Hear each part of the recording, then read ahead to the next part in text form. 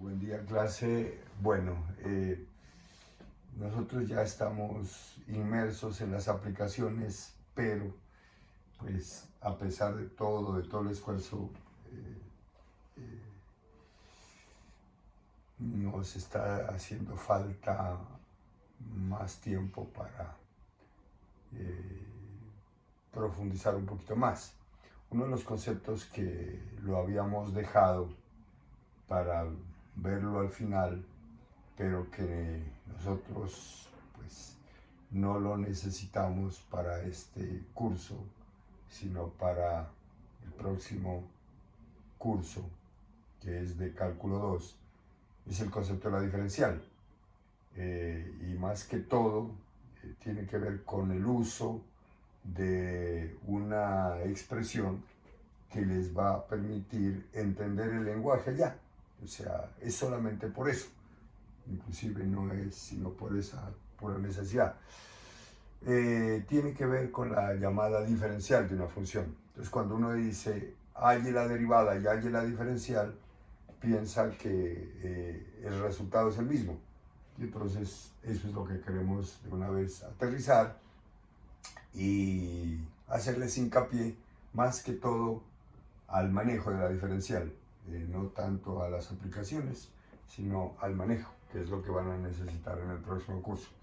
Entonces, nos dan una función que está definida en el entorno de un punto. O sea, ¿eso qué quiere decir? Que para cualquier x de este entorno, los entornos generalmente son vecindades pequeñas del punto, la función existe. O sea, yo puedo tabular para cualquier x de este entorno, intervalo pequeño que contiene en su interior al punto x sub 0. Entonces, dada una función que está definida en ese intervalo, entonces decimos que la función es diferenciable en ese punto, o sea, en este punto, si el incremento de y, acuérdense que nosotros cuando empezamos el tema de derivadas, hablábamos del incremento de x y el incremento de y. Sería bueno que le echen una revisadita a ese material para que vuelvan a conectarse con delta y. Sin embargo, aquí vamos a hacer una grafiquita que nos va a orientar. Entonces, la función dada es diferenciable en el punto x sub 0 si el incremento de y se puede representar en esta forma: y' evaluada en x sub 0 por delta x, que es el incremento de la variable de x, más e por delta de x. O sea, esta e es una función que en matemáticas se le llama función infinitesimal, es una función que depende de delta de x y cuya característica es que cuando le calculamos el límite a esa función, obligando a que delta x tiende a 0, ella también tiende a 0. Bueno, de esta representación, el elemento fundamental, la piedra preciosa, es este pedacito. Entonces ese pedacito, que es lineal respecto a delta x, o sea, donde aparece delta x elevado al exponente 1, es a la que se le llama diferencial de la función. Entonces, si la función es diferenciable, su incremento se deja representar así, pero esta partecita, que es la que hace parte de esta representación y que es la parte principal y la cual se caracteriza porque aparece multiplicada por delta x elevado al exponente 1, esa parte se conoce como la diferencial de la función y el símbolo que se utiliza para denotarla es este, d de y.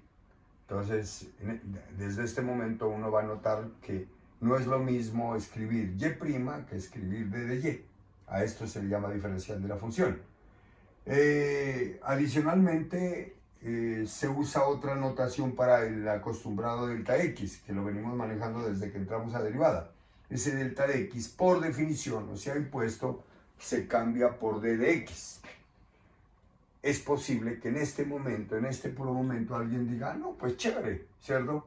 Simplemente es cambiar triangulito por la d, o sea, delta de y será lo mismo que d de y, y pues delta de x es lo mismo que d de x. Ahí hay un error garrafal, debido a que el incremento de y no es igual al diferencial de y. Esas dos cantidades pasarán a ser muy cercanas entre más pequeño sea el delta x, porque cuando el delta x es pequeño, esto va necesariamente a tender a cero, o va a ser muy pequeño. Eso quiere decir que si a esta cantidad le sumo esta cantidad que cada vez tiende a ser más pequeña, eso nos dará delta y. Si la ignoramos, entonces estas dos cantidades pasarían a ser aproximadamente iguales. Y esta cantidad que está aquí, pues es de la que estamos hablando y se llama diferencial. Entonces aquí nos damos cuenta que una cosa es el incremento de y otra cosa es el diferencial de y. Sin embargo, esas cantidades tienden a ser cercanas dependiendo de qué tan pequeño es el delta x. Eso que les acabo de decir, con más tiempito, se podría utilizar para calcular incrementos a través de la diferencial, pero ese espacio no lo tenemos, entonces simplemente lo dejamos como información. Así que finalizamos. Por lo tanto, si a esta parte principal, lineal respecto a delta x, se le llama diferencial de y se denota por d de y, entonces, en resumen, d de y va a ser igual a esto, o sea, y' en el punto que nos den por delta de x. Pero el delta x adicionalmente se sustituye por d de x, por definición, y entonces nos queda que d de y termina siendo igual a la derivada multiplicada por d de x. Me permiten a continuación expresarles esto para cualquier valor de x, para que quede fijada esa idea y que en el siguiente curso ustedes la puedan utilizar con propiedad. Si el resultado anterior entonces lo queremos generalizar para cualquier valor de x, o sea, hablar de diferenciabilidad para cualquier valor de x y destacar la diferencial, entonces escribiríamos que de lo anterior, si una función es diferenciable en cualquier punto de su dominio, entonces el diferencial de y va a ser igual a la derivada en cualquier punto de x por d de x, que es una fórmula que hay que tener presente ya para el futuro. Aquí voy a aprovechar en caliente la observación que es la que ustedes van a utilizar como un recurso en el siguiente curso, en el de cálculo 2, cálculo integral. Entonces, si la diferencial de y resultó ser la derivada evaluada en el punto dado o en cualquier punto del dominio por d de x, entonces de aquí podemos despejar la derivada en términos de las diferenciales o en términos de la diferencial.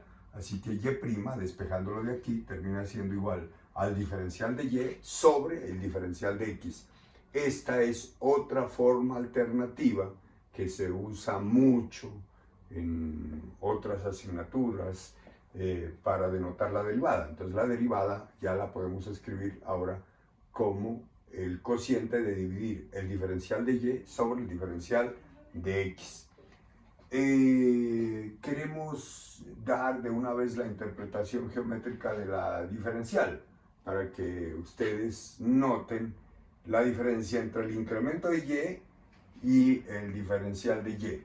Entonces nos dan la curva, escogemos el punto, aquí en lugar de llamarle x sub 0, pues lo tomamos x para que quede en forma general. Entonces queremos definir cuál es la diferencial en este punto. Entonces tomamos otro punto de coordenadas x más delta x, f de x más delta x. O sea, para este punto, esta es su abscisa y esta es su ordenada. En cambio, para este punto, que es donde queremos calcular la diferencial, esta es la abscisa y esta es la ordenada. Perfecto. Pregunta. Cuando pasamos de este punto a este punto, viajando por la curva, nos preguntamos en cuánto se aumentó y. Entonces, eso es como si fuéramos caminando por aquí y quisiéramos saber en cuánto cambió la altura al ir por este camino, o sea, por la curva. Entonces uno dice, no, pues, si yo quiero saber en cuánto cambió la altura al pasar de este punto a este punto, pues simplemente restaría, ¿cierto? valor 2 de y, o sea, f de x sub 0 más delta x, menos valor 1 de y, o sea, y sub 2 menos y sub 1. Eso lo hemos hecho en el pasado. Ese es precisamente el famosísimo incremento de y. O sea que cuando vayamos a calcular el incremento de y, lo vamos a calcular como f de x más delta x menos f de x. Y si estamos en un punto fijo, entonces, hablando de un punto en concreto, entonces diríamos f de x sub 0 más delta x menos f de x sub 0. Listo. Pregunta, ¿qué es el diferencial de y? Que ya lo tenemos calculado aquí. Diferencial de y igual a y' por d de x. Es precisamente este pedacito. Entonces, si en lugar de viajar a través de la curva, viajáramos a través de la recta tangente, o sea, decidimos no coger la curva, sino la recta, entonces, cuando pasemos de este punto a este punto, la función a través de la recta tangente se va a incrementar en d de y.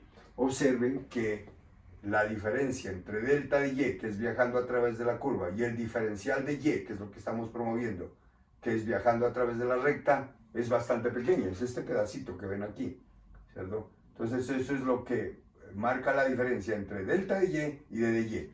Sin embargo, en la práctica, en problemas de aplicación, uno calcula el incremento de y a través del diferencial de y, que era lo que lo comentábamos anteriormente.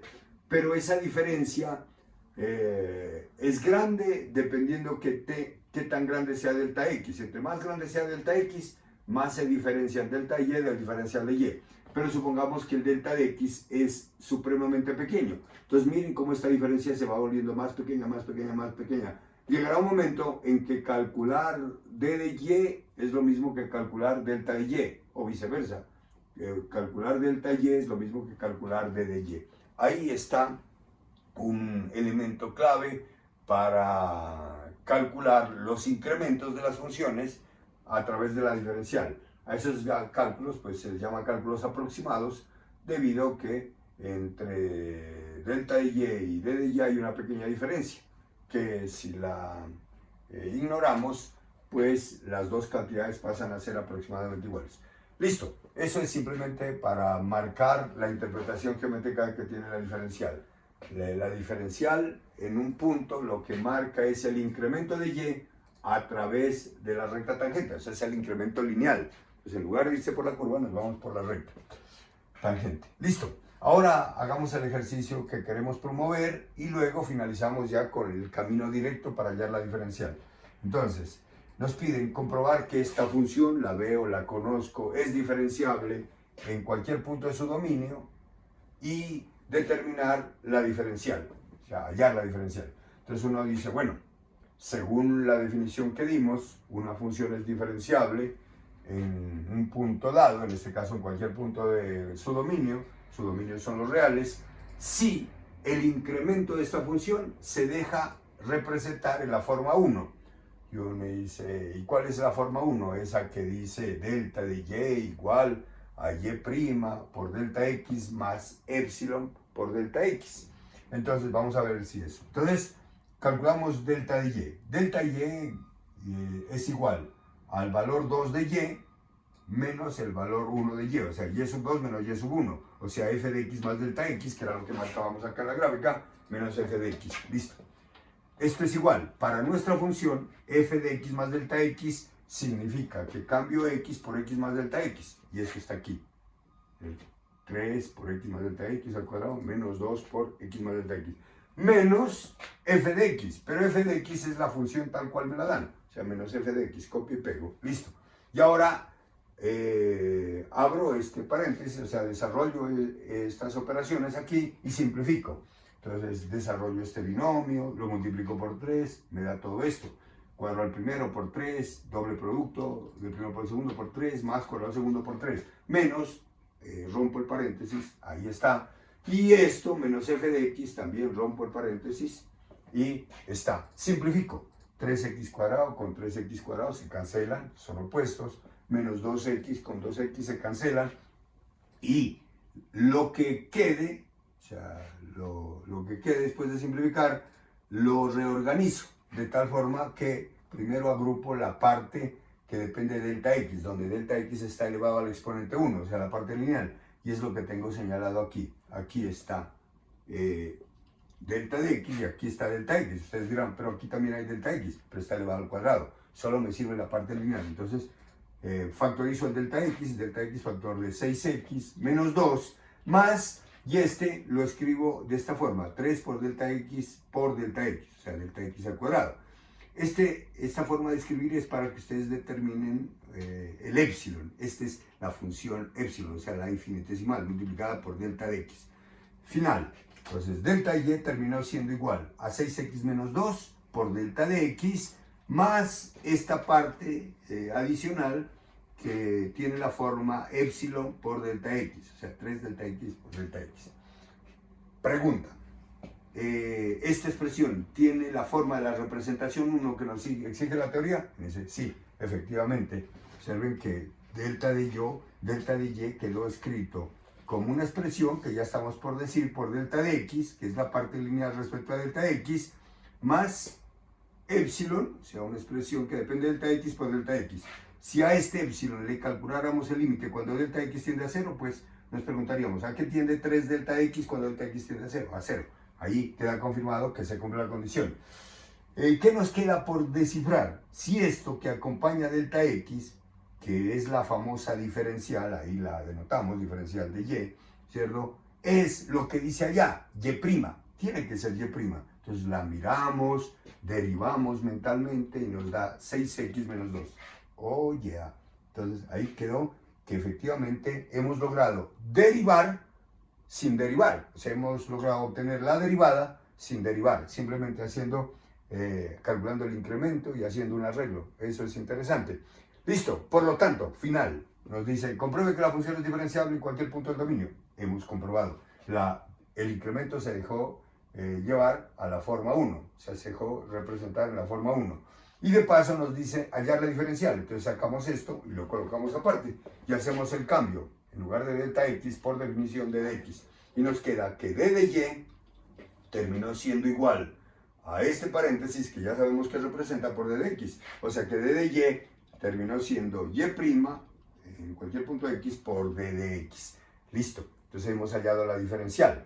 Una pregunta que nos haríamos en caliente aquí es, ¿y siempre que me pidan la diferencial tengo que hacer todo esto? Sería gravísimo, porque entonces entraríamos a hacer cálculos extremadamente grandes, todo dispendioso.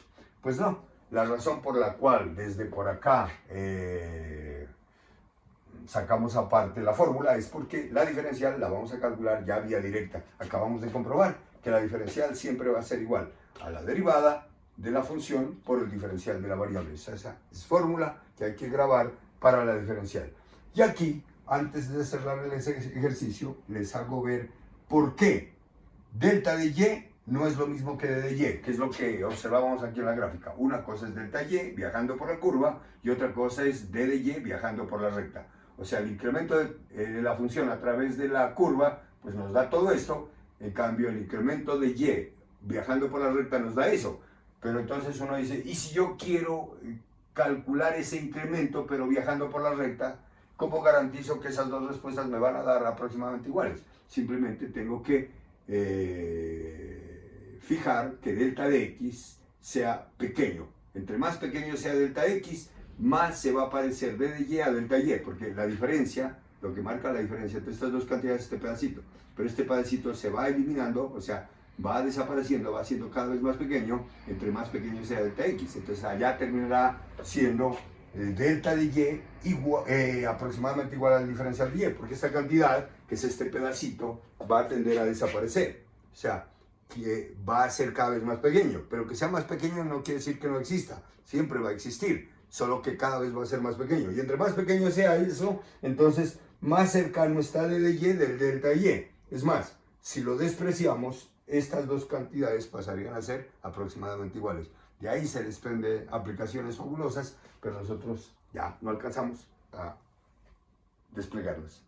Bueno, entonces la idea es aquí calcular la diferencial vía directa, por fórmula. O sea, no irnos por el incremento y hacer todo el proceso, sino directo a la fórmula. ¿A qué es igual la diferencial de una función? Entonces uno sabe que ya por fórmula la diferencial de una función es igual a la derivada de la función multiplicado por el diferencial de la variable, o sea, por d de x. Esa es la fórmula. Entonces, estos ejercicios que tenemos programados aquí, los vamos a hacer directo aplicando la fórmula. Listo. Entonces, primer ejercicio, nos dan esta función, nos piden hallar la diferencial. Entonces, primer paso, calculamos la derivada. Deriva el primero por el segundo sin derivar, más el primero por la derivada del segundo. Simplificamos, nos dio esto, factorizamos y nos da x factor de 2 logaritmo de x más 1. Listo. d de y es igual a la derivada, que ya la tenemos calculado, por d de x. Acuérdense que el d de x es el delta de x, o sea, el incremento de la variable independiente. O sea, es una constante. Aquí la variable es x, pero esto es una constante. Es el incremento de la variable independiente. Entonces, d de y termina siendo igual a la derivada por d de x. Listo. Ahí termina el ejercicio. Pero aquí quise mostrarles que cuando uno tiene calculado la diferencial, puede calcular el valor de la diferencial, o sea, el incremento de la función a través de la recta tangente, en un punto determinado. O sea, aquí está calculado para cualquier valor de x. Aquí vamos a calcular la diferencial para un punto determinado y un d de x, o sea, un delta x fijo. Entonces nos dicen, calcule la diferencial, que ya la tenemos aquí en general, cuando x vale 1, o sea, en el punto donde x vale 1, con delta x y su incremento igual a 0,1. Entonces lo único que tengo que hacer es, en la fórmula general de la diferencial, cambiar, reemplazar x por 1 y d de x por el 0,1. Entonces hacemos el cálculo 1 por 2, logaritmo de 1 más 1 por 0,1. Casualmente el logaritmo de 1 da 0. Nos queda 1. 1 por 1, 1 por 0,1 nos queda 0,1. O sea que el diferencial de y de la función que nos dieron, evaluado en el punto donde x vale 1 con delta x 0,1, es casualmente 0,1. O sea, ahí la casualidad es que delta x coincide con el diferencial de y, pero eso es solo casualidad del ejercicio. Vamos al punto B. Nos dan esta función, seguramente la gráfica la recuerdan, y entonces nos piden hallar la diferencial, así que derivamos. Aquí decidí mostrarles que la derivada uno la puede calcular al gusto del cliente, escogiendo el camino. Decidí calcularla como un cociente. Pude haber subido esto y derivar como una función compuesta, pero decidí derivar como la derivada de una fracción. Derivar el numerador, 0 por el denominador sin derivar, menos el numerador sin derivar por la derivada del denominador, que es 2x, sobre el denominador al cuadrado. Ya me fui por el camino largo. Esto nos da 0, aquí nos queda menos 2x sobre el denominador al cuadrado. Listo. Ahí está la derivada, monto la diferencial. Entonces la derivada la traigo, monto la diferencial. Diferencial de y igual a la derivada por d de x. La derivada ya la tengo simplificada por d de x. Ahí está la diferencial calculada para cualquier valor del dominio. Ahora me piden calcular esa diferencial cuando x vale 2 y delta x es igual a menos 0,3. El incremento puede ser positivo como puede ser negativo. Entonces, en la diferencial reemplazo x por 2 y d de x, o sea, delta de x por menos 0,3. Entonces nos quedaría menos 2 por 2 sobre 1 más 2 al cuadrado por menos 0,3. Esto nos da menos 4 quintos multiplicado por este número que es lo mismo que menos 3 décimos. Simplificamos y nos da 6/25. Ese es el valor de la diferencial en ese punto y bajo ese incremento. El C, ustedes lo hacen en su casita, ¿cierto? Inmediatamente en caliente lo hacen y lo calculan cuando x vale 0 y delta x es igual a 0,2. Otra aplicación de la derivada está relacionada con el cálculo de límites de indeterminaciones. Inicialmente de las formas 0 sobre 0, infinito sobre infinito, y luego se extiende para otras indeterminaciones que estaremos nombrando. Bueno, aquí tratamos de ser un poco más estrictos con las condiciones que deben cumplirse para aplicar la famosa regla de L'Hopital-Bernoulli. Entonces, nos dan dos funciones que, aparte de estar definidas, son continuas en cierto entorno del punto A. Entonces, cuando uno le hablan de entorno, ¿uno en qué piensa? En un pequeño intervalo que rodea al punto A. Ahí está. Es un entorno del punto A. En ese entorno, ¿cómo se comportan nuestras funciones f y g? Son funciones que se dejan evaluar y además son continuas, conceptos que nosotros conocemos. Pero A, para abarcar las dos situaciones, puede ser un punto fijo de la recta numérica o puede estar representando a infinito. O sea, puede ser el símbolo infinito.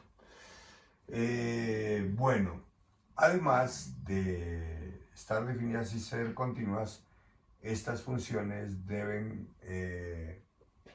tender ambas simultáneamente a 0 o a infinito cuando x se acerca a A o cuando x tiende a A. Dicho de otra forma, el límite de f de x cuando x tiende a A es igual al límite de g de x cuando x tiende a A y es igual a 0. O sea, ambas funciones cuando x se está acercando a A tienden a 0. O ambas funciones cuando x tiende a A se están acercando a infinito. Otra condición que debe cumplirse. Esas funciones deben ser derivables en el entorno del punto A ya nombrado. O sea, estas derivadas deben existir. O sea, la función f y la función g admiten derivada en cada punto x de ese intervalo, con excepción posiblemente en el propio punto A. Quiere decir que en el punto A puede ser que la derivada no exista. Además, el límite del cociente de las derivadas debe existir. O sea, debe poderse calcular el límite de f' de x sobre g' de x. Y esas derivadas no pueden anularse simultáneamente. O sea, ellas no pueden reducirse a 0 al mismo tiempo. Entonces, por lo menos una de ellas debe ser diferente a 0. Si todas esas condiciones que hemos nombrado se cumplen, entonces el límite de esta fracción, el cual va a ser de la forma 0 sobre 0 o infinito sobre infinito, termina siendo igual al límite de la fracción de sus derivadas.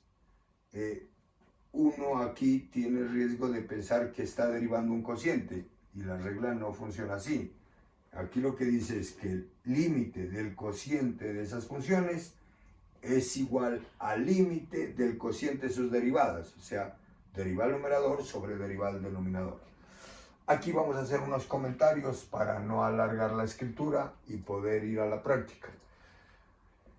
Si se cumplen todas las condiciones nombradas, entonces uno aplica esta fórmula. En lugar de calcularle el límite a la fracción, calcula el límite de la fracción de sus derivadas. Si la indeterminación persiste, o sea, si este límite sigue dando de la forma 0 sobre 0 o infinito sobre infinito, entonces se puede aplicar reiteradamente la regla de L'Hopital. O sea, uno vuelve y se asegura de que estas nuevas funciones cumplan con las mismas condiciones y vuelve y aplica la regla de L'Hopital hasta que desaparezca la indeterminación. Sin embargo, la práctica nos dice que es aconsejable combinar esta técnica con la que manejamos por procesos algebraicos. O sea, cuando vimos el límite, vimos varias técnicas para calcular límites, porque muchas veces al aplicar esta técnica se vuelve bastante dispendioso el proceso de derivación y en lugar de simplificarse el cálculo de límites se complica. Entonces la regla de L'Hopital es buena, pero hay que manejarla combinada con procesos algebraicos en ciertos casos. La pregunta que queda es, ¿la regla de L'Hopital solo nos va a permitir calcular límites de la forma 0 sobre 0 e infinito sobre infinito? La respuesta es no. La regla de L'Hopital también es aplicable para indeterminaciones, que las voy a escribir aquí, de las formas infinito menos infinito, 0 elevado a la 0,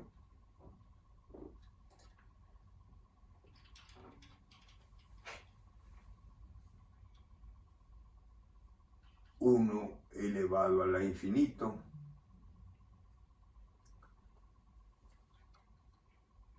cero por infinito. Entonces, estas son expresiones que carecen de sentido en matemática. Infinito menos infinito, no podemos decir que es cero, porque este es un simple símbolo que no está representando a ningún número real fijo, entonces no podemos decir que esto es cero. Otra indeterminación que por ahí se había presentado en el camino, pero que nosotros no la trabajamos cuando calculábamos límites: 0 elevado a la 0, 1 elevado al infinito, y esta, que aparece también con bastante frecuencia, 0 por infinito. La pregunta es, ¿cómo se aplica la regla de L'Hopital en esos casos? Si la regla de L'Hopital está diseñada para límites de la forma 0 sobre 0 o infinito sobre infinito. Entonces, lo que hay que hacer cuando se presenten esas indeterminaciones es transformar la expresión algebraicamente para que estas indeterminaciones se vuelvan de la forma 0 sobre 0 o infinito sobre infinito. Entonces pasamos a ilustrar esto a través de unos dos ejemplos y pues en clase estaremos practicando para afianzar este procedimiento. Bien, vamos a realizar dos ejemplos para ilustrar cómo es que actúa la regla de L'Hopital. Entonces, tenemos este límite. Lo primero que tenemos que hacer es mirar si se cumplen las condiciones. Entonces, que las funciones estén definidas y sean continuas en cierto entorno del punto 0, o sea, alrededor de 0. Uno dice, claro, la función coseno, su dominio son todos los reales. X al cuadrado es una parábola, dominio de todos los reales. Las funciones son derivables. La derivada de x cuadrado es 2x, la derivada del coseno de x es menos seno de x. O sea que tenemos las derivadas simultáneamente no se anulan.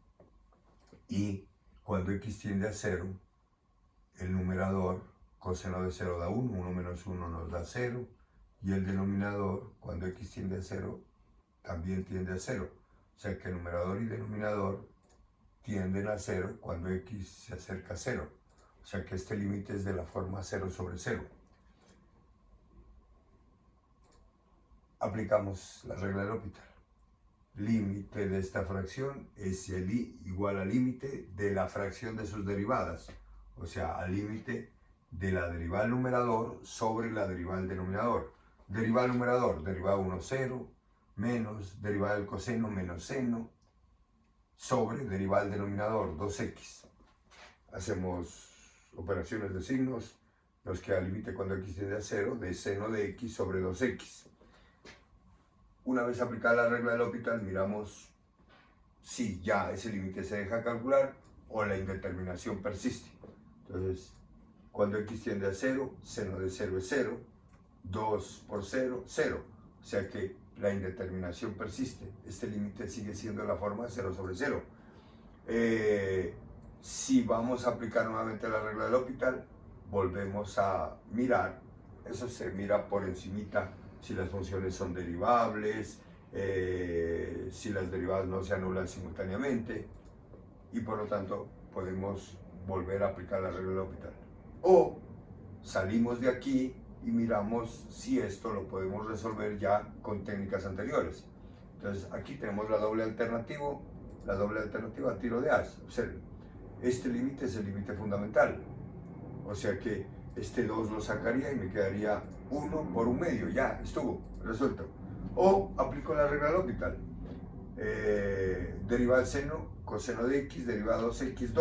O sea, nos queda el límite cuando x tiende a 0 de la derivada del numerador sobre la derivada del denominador. Y ahora sí, volvemos a mirar. Cuando x tiende a 0, ya el denominador es diferente a 0. O sea que ya no hay indeterminación, por lo tanto el límite ya se calcula directamente. Límite del numerador, coseno de 0 es 1, límite del denominador 2, 1 medio, listo, se acabó. ¿Cortesía de qué? La regla de L'Hopital. ¿Cuántas veces aplicamos la regla de L'Hopital? 2. Entonces uno tiene que mirar en el contexto si conviene, bajo el hecho de que la indeterminación persiste, conviene seguir aplicando la regla de L'Hopital o ir a buscar otra técnica.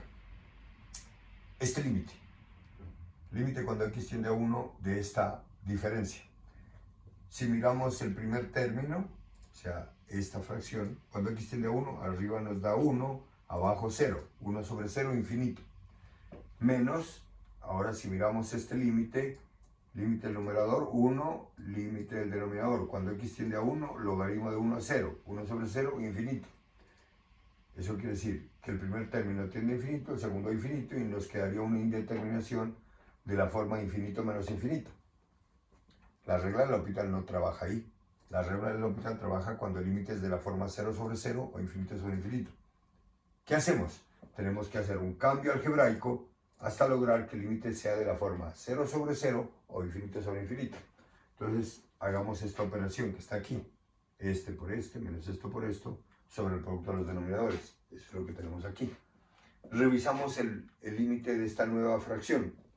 Cuando x tiende a 1, 1, logaritmo de 1 es 0, por 1, 0, menos 1 más 1, 0, o sea que el numerador tiende a 0. Denominador, 1 menos 1, 0, logaritmo de 1, 0, 0 por 0, 0, numerador 0, denominador 0, o sea, este límite es en este momento de la forma 0 sobre 0. O sea, pasó a ser un límite de la forma infinito menos infinito a ser en forma equivalente un límite de la forma 0 sobre 0. O sea, la indeterminación de la forma infinito menos infinito pasó a ser una indeterminación de la forma 0 sobre 0. Ahí ya es aplicable la regla de L'Hopital bajo las condiciones ya mencionadas. Continuidad, derivabilidad, etc. Entonces volvemos a aplicar la regla de L'Hopital. Deriva del numerador, deriva del primero 1, por el segundo sin derivar, más el primero por la derivada del segundo, eso está aquí. Menos la derivada de x que da menos 1, más la derivada de 1 que es 0. Sobre, derivan producto, deriva del primero 1 por logaritmo de x, más el primero por la derivada del logaritmo de x, que es 1 sobre x. Listo. Esto lo vamos a simplificar. X sobre x nos da 1, 1 menos 1, 0. Sobreviviente en el numerador, logaritmo de x. En el denominador, logaritmo de x, aquí, menos 1 por 1 sobre x da menos 1 sobre x, ya lo tenemos registrado aquí, y x por 1 sobre x nos da más 1. Entonces nos queda logaritmo de x menos 1 sobre x más 1, es lo que tenemos aquí. Después de aplicar la regla de L'Hopital, miramos si la indeterminación persiste. Cuando x tiende a 1, logaritmo de 1 es 0, 0 en el numerador. Cuando x tiende a 1, el denominador, logaritmo de 1, 0. 1 sobre 1, 1. Con este menos 1, más 1, 0. 0 arriba, 0 abajo, el límite sigue siendo de la forma 0 sobre 0, así que volvemos a aplicar la regla de L'Hopital. Me dice, si aquí usted intentara hacerlo por otra vía, no le convendría, porque estos ya son límites más costosos por vía algebraica. Entonces miramos lo que hace la regla de L'Hopital. Límite de esta fracción es igual al límite de la fracción de sus derivadas. Derivada del numerador, 1 sobre x. Derivada del denominador, 1 sobre x, menos, la derivada 1 sobre x es menos 1 sobre x cuadrado, con este menos, más 1 sobre x cuadrado, y la derivada 1 es 0. Perfecto. Perdón. Simplificamos. 1 sobre x, sacamos mínimo como múltiplo, x cuadrado, entre x da x por 1x, más x cuadrado entre x cuadrado, 1 por 1, 1, listo. Aplicamos ley de la división de fracciones, o sea, por definición, a sobre b sobre c sobre d es A sobre B por D sobre C. Invertimos. O la oreja, ¿cierto? Una X con una X se cancela y nos queda X sobre X más 1. Es lo que tenemos aquí. Nos preguntamos si este límite continúa siendo la forma 0 sobre 0 o ya desapareció la indeterminación. Cuando X tiende a 1, el numerador tiende a 1, ya es diferente 0. Entonces ya no hay indeterminación. Entonces calculamos directamente. Límite del numerador 1, límite del denominador 1 más 1, 2, 1 medio. Entonces hemos logrado calcular este límite, que era de una indeterminación diferente, de la forma infinito menos infinito. Lo modificamos, aplicamos la regla del L'Hopital, casualmente también 2 veces y casualmente 1 medio. Pero esas son casualidades. Entonces uno en el camino mira si se puede aplicar la regla del L'Hopital, si es conveniente aplicarla, si es mejor combinar con otras técnicas y así sucesivamente. Entonces con más ejercicios ustedes podrán afianzar este procedimiento.